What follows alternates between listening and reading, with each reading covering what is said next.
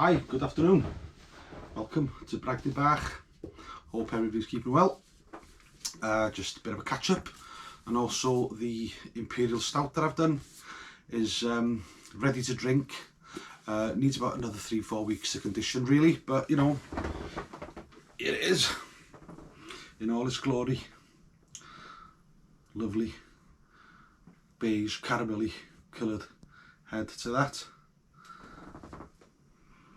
Definitely chocolate, coffee, and nutty as well, which it should be, to be fair. Let's dive in.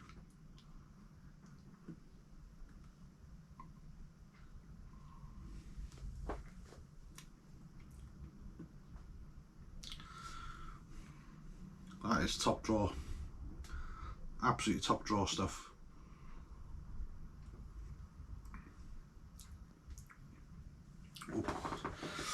Can enjoy that. There's 6%, gotta be careful, but who cares, I'm off on leave, I'm off all week. Got that recipe from this book, Homebrew Beer, Master the Art of Brewing Your Own Beer, Greg Hughes, and it's on there. It is on page 183. I'll just run through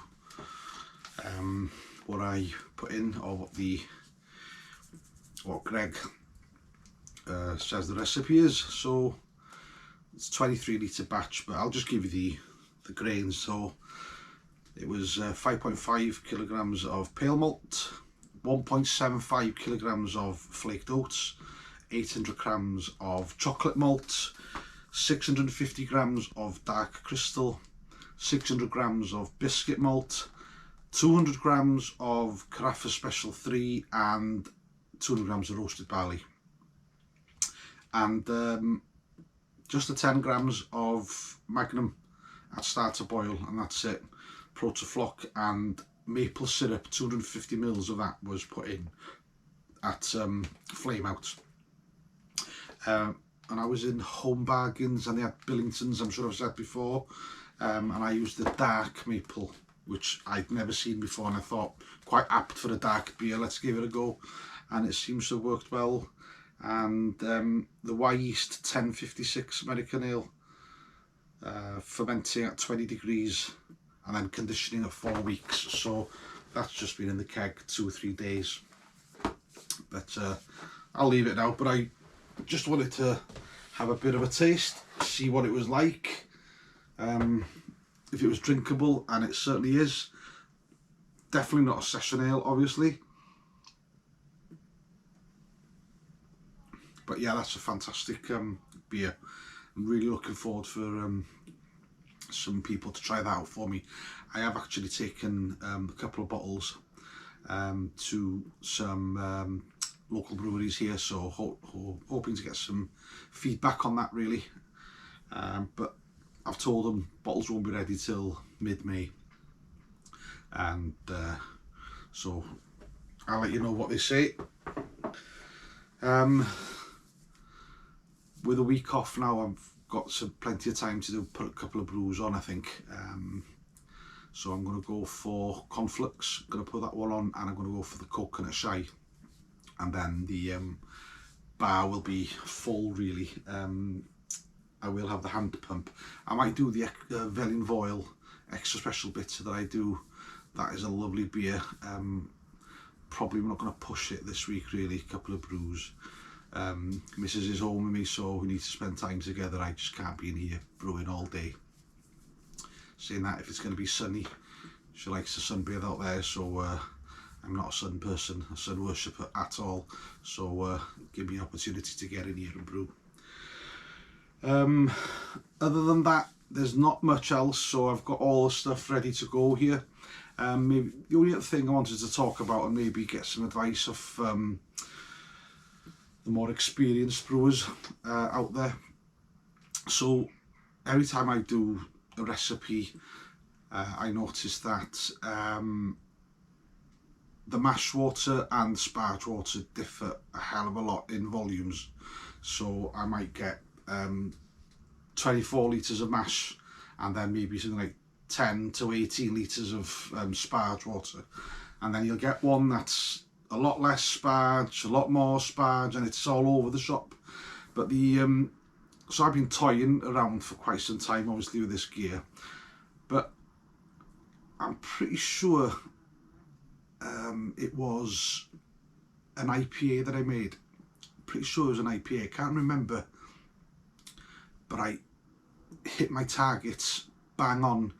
It used to fluctuate quite a lot, really, and I just couldn't get to understand what was really going on. But there was this measurement that I was given for this particular beer, and everything was bang on. And so instead of taking what Greg said with this beer, the amount of sparge and mash, I decided, no, do you know what, I'm going to go with the last one I had, because I hit my targets. And I know this overflowed a hell of a lot because of all the grain bill and stuff, and I did struggle, but it was amazing, really, how I hit my targets. And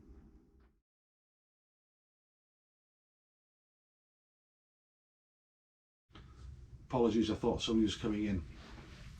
Yeah, so yeah, as I said, I decided to go with the previous water amount, and it worked pretty well and hit targets more or less, even though it was a massive grain bill on this stout one. But I think I'm going to keep to the last one on all of them, and I'm just wondering whether or not that is a wise thing to do or not. Or are these measurements specific for getting as much of the sugars out, etc. So if anybody can just point me in the right direction, I'm going to continue with doing what I've been doing with, and I'll show you the amounts. So I've written it down here, bear with me. So I usually do 23 litre batches, so I don't know if you can just see that there. So a 30 litre mash and a 7 litre sparge for a 23 litre batch. So there's 37 litres total water, obviously, and 35 litres mash volume, water and grain. I sparge at 76, and the mash efficiency is 82%. But what's more important is that I'm hitting my targets. If it says 1042, that's what more or less I hit. And I'm just wondering if you guys can explain, or somebody out there can explain, why there are such differences in mash and sparge amounts, and whether or not do I continue this way, or should I go with what the book says, or what whoever's made the recipe, if they say 25 litres of mash and 14 litres of sparge, I should go with that, or just continue with this. I don't really understand the scientific thing behind it, why it's working for me. And sometimes they say, you know, if it works for you, continue. But I'm just wondering whether or not that is the right thing to do. So if anybody can help me out there and let me know, it'd be much appreciated.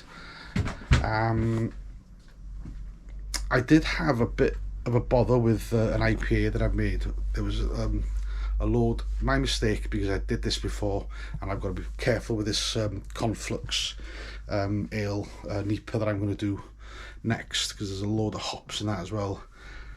These Grainfather Pros, as good as they are, they do not like a load of hops just popped in there. Now, emptied that one yesterday, oh sorry, the day before, and it was an absolute nightmare, guys, because I just couldn't get the beer to flow out from here. I evacuated as much hop matter as I could through the, you know, by pressing this. As you can see, some residual water, but that brings all the hop matter out, but it was absolutely clogged. And after I cleaned it yesterday, so what I usually do is whatever water I have left, I'll just pop it inside and just empty it through, just to give it a good final rinse as such. But this was leaking profusely from about, let me just show you from about here, and I don't know what the hell's going on there, and what actually had happened, can't see it now, but if I was looking through that hole there, there was a O-ring inside, so it actually, where the seat comes down and opens, there's like an O-ring at the bottom here, and that actually fallen in to this section here, so I had to fish it out, got it out and put it back on, and it's holding tight, fast again, so that's all right now. But I think it was me agitating trying to get rid of that hot matter through there was playing havoc with it. I must remember to put these large amounts of hop matter in a muslin bag rather than just dump them in. Don't get me wrong, it'll cope with like 100 grams total, something I would say, but if you're starting to put like 200 to 300 grams of hop pellets, that's what I use here.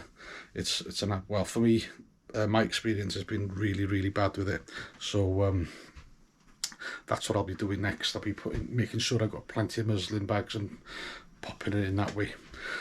So I've only got these small muslin bags at the moment, and therefore, you know, like when I put the vanilla and small amounts of nuts and stuff, so I'll have to get some more larger muslin bags for hot matter to be contained within it, and I should be getting clear beer out there so thereafter. So yeah, other than that, really, there's not much else.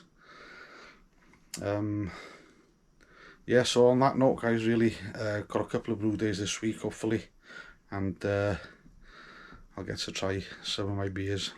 Probably make another one with the IPA that I made.